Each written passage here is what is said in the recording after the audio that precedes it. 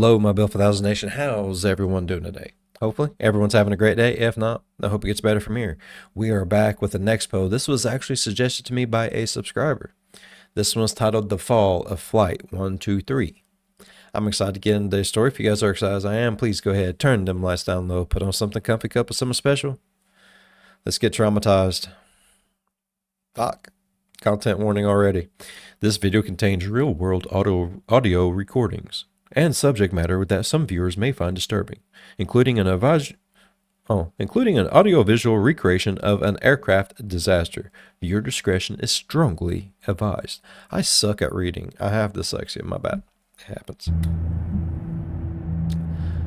I do decent enough. From Nexpo. With love. Yay.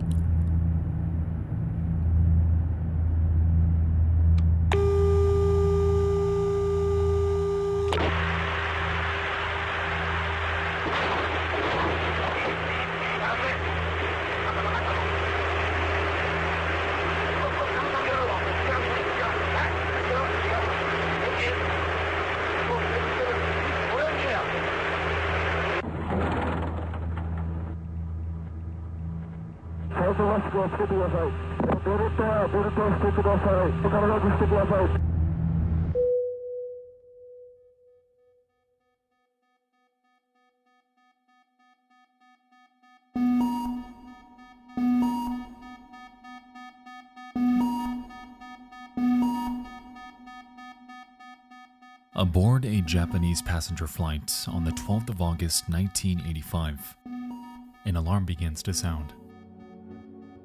Unbeknownst to the pilots, the plane had just undergone a rapid decompression, leaving them scrambling to get the aircraft under control. Why? Over and over, they attempt to maneuver the plane back home. However, nothing they try seems to work. The airplane is completely unresponsive, yet the over 500 passengers on it have no idea just how dire their situation truly is. On this aircraft, a structural component has undergone a catastrophic failure. A failure caused by a near-decade-long oversight, and a failure that would lead to what is now known as the single worst disaster in global aviation history.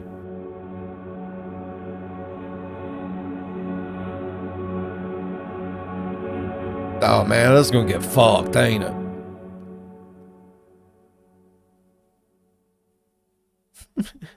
Tonight's video is sponsored by Incogni.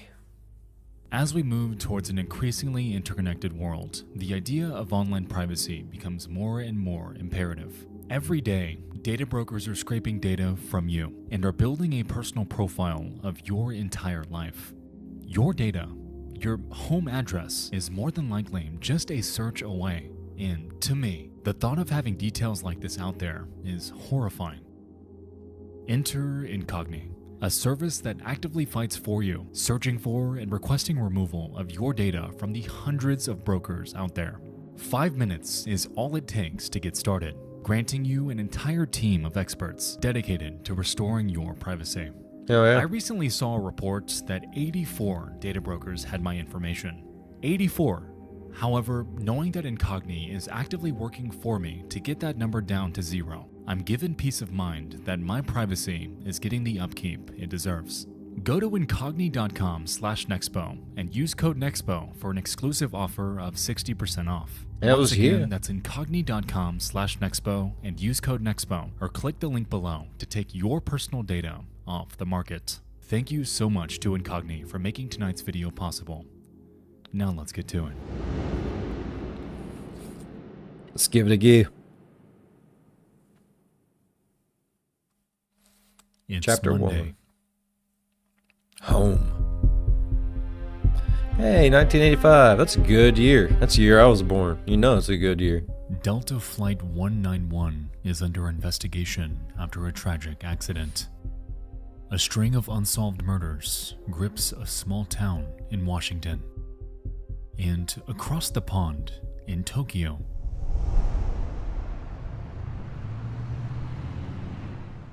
it's rush hour.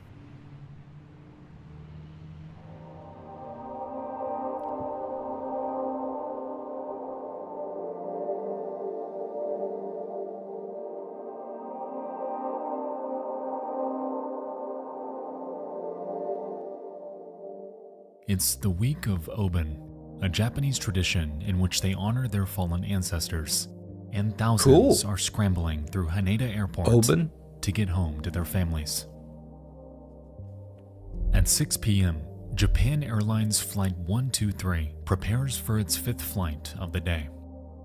This one is full, traveling from Tokyo to Osaka a little under an hour away. On this day, 49-year-old Captain Masami Takahama is training his co-pilot, 39-year-old Yutaka Sasaki, in a Boeing 747. The two were joined by a 46-year-old flight engineer named Hiroshi Fukuda in the cockpit, and 521 others awaiting this trip in the flight's main cabin. In every sense, this flight is entirely routine. All is going to plan, and they're just a few minutes behind schedule.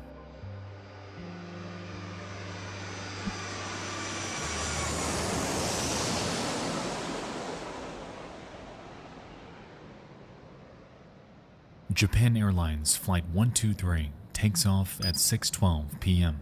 Okay. And as the aircraft powers through the clouds, the passengers look out of their windows to a Tokyo slowly fading.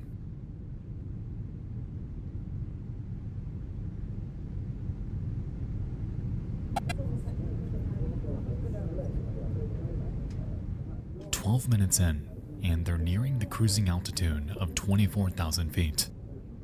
And just as everyone's getting settled in,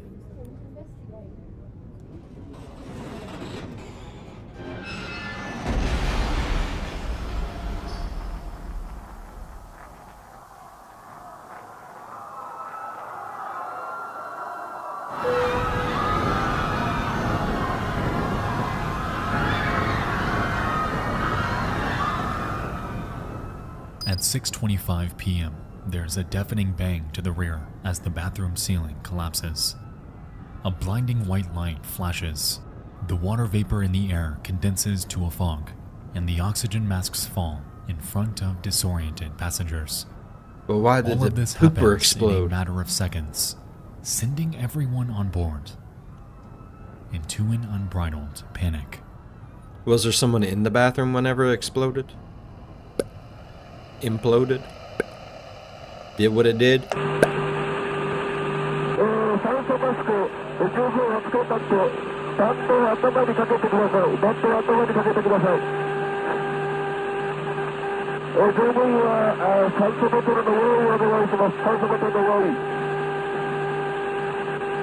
Put out your cigarette. This is an emergency hotel.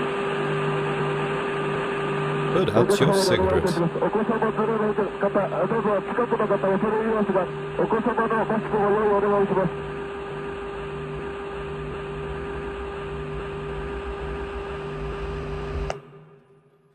Uncontrollable. He is uncontrollable. 14. Oh shit, we're only 14 minutes into this motherfucking flight. Son of a bitch. This is why I don't fly, bruh. Can't make me. Can't make me. I ain't doing it. I ain't doing it. I refuse. The crew begins to I wasn't born with realize no that damn the plane has feathers. become uncontrollable. After being granted permission to return to Haneda Airport, Captain Takahama panics, questioning why First Officer Sasaki is banking so much in one direction. He commands for him to ease up. However, all inputs performed by them are unresponsive. As it turns out, all 4 hydraulic lines leading to the plane's wings are severed, and unbeknownst to them, their vertical stabilizer is completely destroyed. This plane is flying Damn. with no means of stability, and with that, their task of regaining control to land back home safely is borderline unthinkable. Inside the main cabin, a passenger takes one single photo in which we can observe the oxygen masks fully engaged. Yeah. Unfortunately, the supply is extremely limited, only meant to last long enough for the pilots to descend to a breathable altitude. What they were unaware of, though, was that the plane found itself stuck in what's known as a phugoid cycle, leaving the crew unable to control their descent and, in a way, unable to descend at all. Over and over, the craft nosedives thousands of feet and rapidly picks up speed before the nose naturally begins to point up, recovering the lost altitude and stalling. It again dives, ascends, dives, and ascends, all while banking at angles of up to 40 degrees in either direction. By now, the crew is doing everything they can to make their way they're back all to throwing up. Haneda Airport for an emergency landing. Yet the aircraft is doing I just wanted to go everything home. they I didn't can want to go on a roller coaster. to prevent that. 28 minutes into the fucking flight. Shit. On a 3-hour tour. Altitude 22,240 feet. That's a drink of water right there. The pilots have not utilized their oxygen masks, and acute hypoxia has taken its grip. The phugoid cycle is problem number one, yet posing another threat is the ever-encroaching side-to-side roll of the aircraft. To mitigate this, the crew manages to engage the landing gear, effectively suppressing the phugoid cycle. However, over the course of the next 5 minutes, the plane descends over 10,000 feet while rolling at an angle of over 40 degrees. Effectively, they achieve a complete 360-degree downward spiral over the town of Atsuki, and are understandably losing hope as every critical second bleeds by. Damn.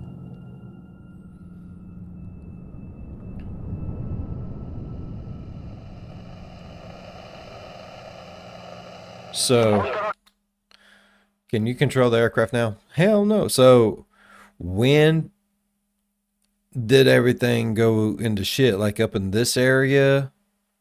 In this area? Like, when did everything go into shit?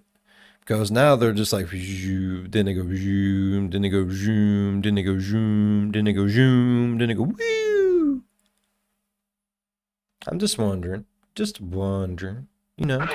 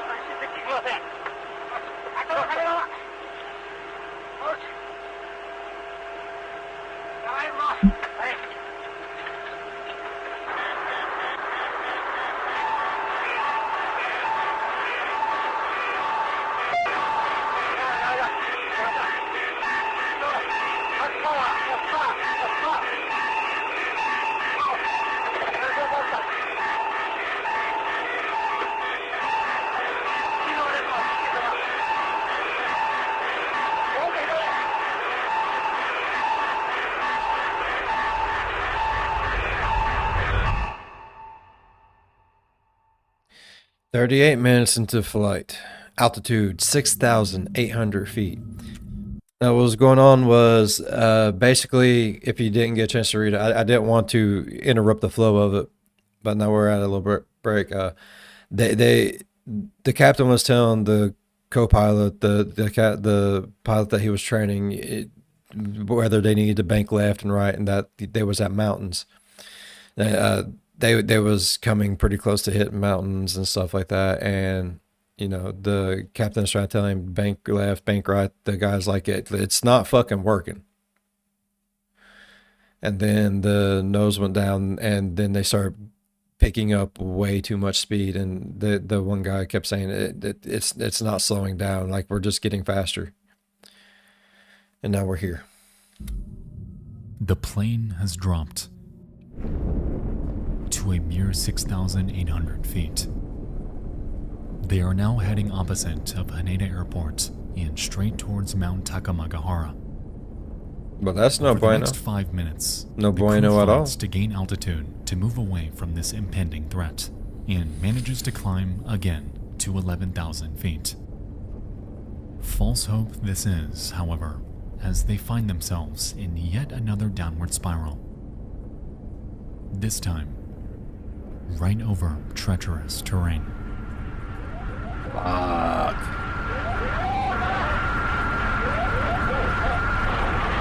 This is the end. That's all I said, was this was the end.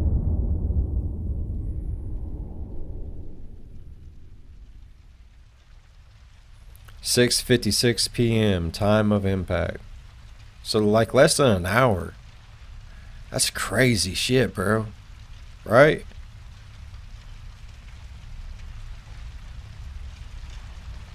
Aftermath.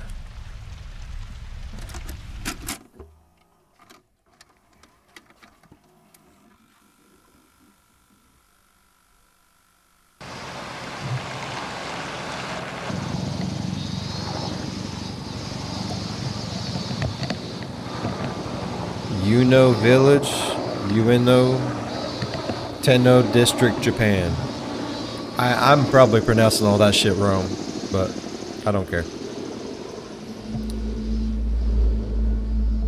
I tried, and that's what matters.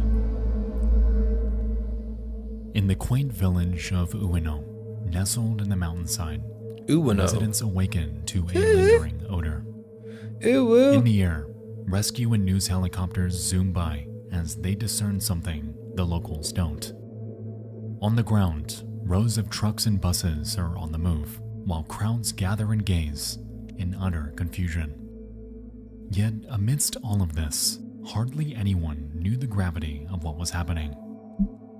21 miles southwest of their location, the remains of Japan Airlines Flight 123 are burning and are scattered across the mountainside. The plane is completely shredded. The landscape, wounded. And to say that this scene was grim is a criminal understatement.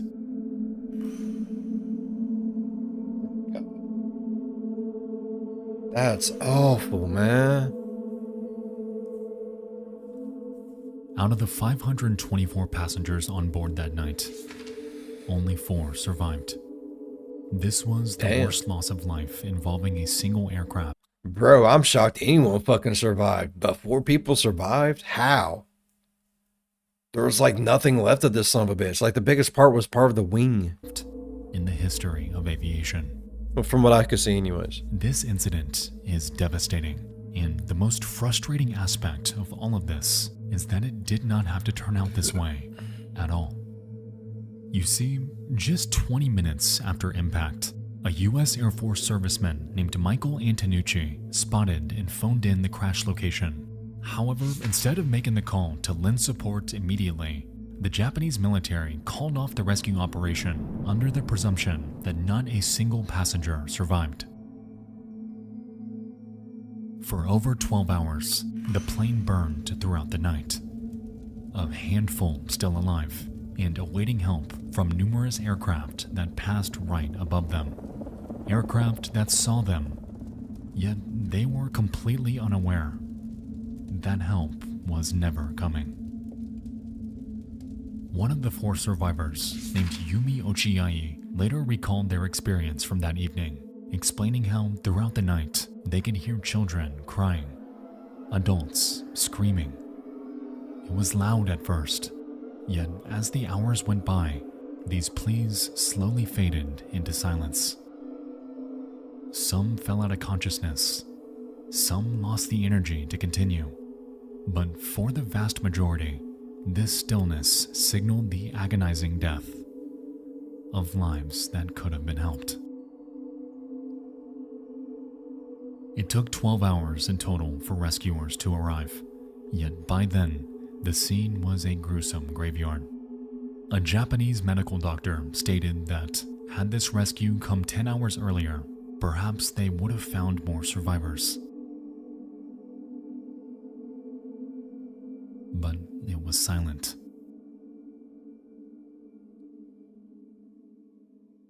That pisses me the fuck off, bro.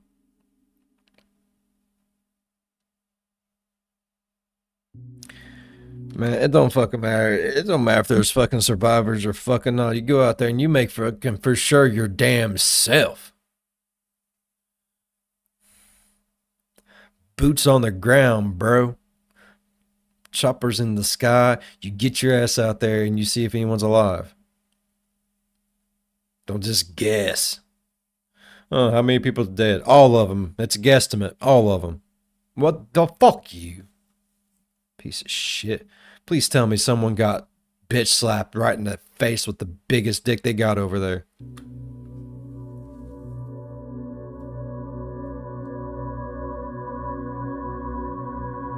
There's a plane behind my head. Oh! In the years following the incident, no one would fly Japan Air, resulting in the company taking a massive hit in revenue. Fuck Japan Air. With this, both the airline and the Boeing company would pay out hundreds of millions of dollars to the victims' families over time. A reparation immaterial in the grand scheme of this tragedy.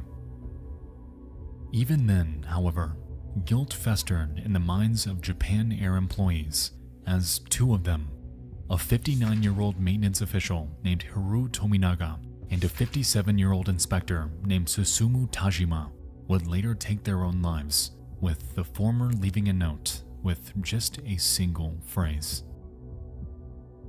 "I am atoning with my death."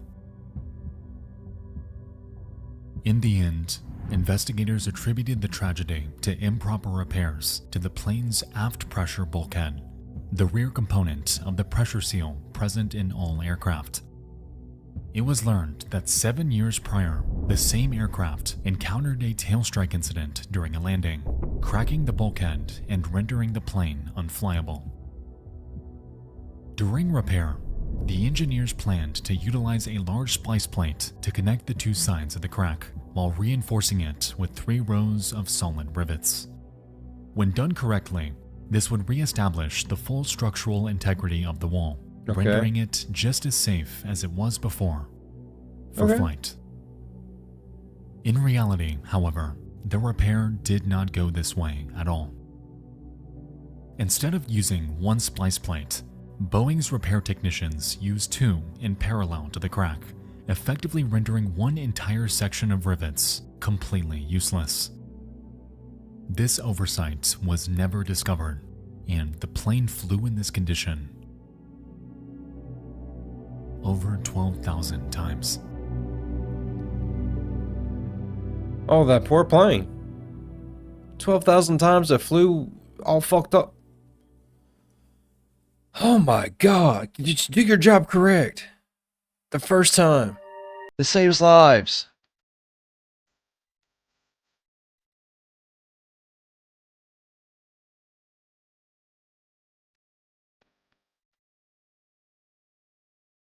This tragedy echoes through the lives of everyone involved and is one of the most unspeakable catastrophes that should have been prevented. It's hard to grasp the sheer horror of experiencing a plane crash, let alone surviving it. Those who did had to endure a trauma and a loss that is unimaginable.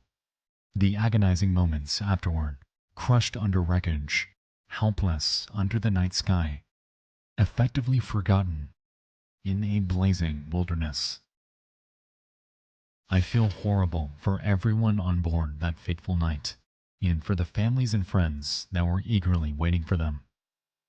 Oben is typically a time of communion, an annual reconnection with seldom seen loved ones. But for the 520 victims who lost their lives that night, they were never able to finish their journey to see them. Their families awaited those that would never show, and their memory is forever stained by an incident that never should have happened. That night, there was nothing anyone could have done. No way they could have known. But in the wake of it all, one thing is certain. Much more could have been Their done. memory, their lives, will forever be cherished by those that loved them, and their legacy will forever endure until the end of time. Imagine how many'd be alive though right now. Damn. That's crazy. I think this is it. Yep. Oh my Lord. So it wasn't the fact that they just didn't try to fix it, it's the fact that they was stupid and they fixed it fucking wrong. So technically, like, out of the whole thing, like, one whole section was just barely even hooked onto it, and it flew 12,000 times like that. It's a miracle it didn't happen sooner than shit far, bruh. Damn. Man, thank you so much for the suggestion. This has completely just blurped in my brain. Thanks. All right. I really enjoyed today's video. If y'all enjoyed today's video as much as I did, please go down there, leave a thumbs up. It really does help the channel grow. While you're down there, if you want, going over and hit that subscribe button, become part of the Build 5000 Nation. I see all you new peoples out there joining the nations. How's it doing? How's it doing? And if you really want, you can ding that bell. It might work for you. It might not. Probably won't. Probably don't. Probably will never do it ever again after you do it the one time. And that's fine. Because one day you're going to be sitting there and all of a sudden you're going to be dinged out of nowhere. Just dinged. And it's going to be the best thing you ever felt in your life. As always, be good to one another. I'll see you in the next one. Bye-bye. Damn. I'm never getting on a plane. I don't want to fucking fly a kite.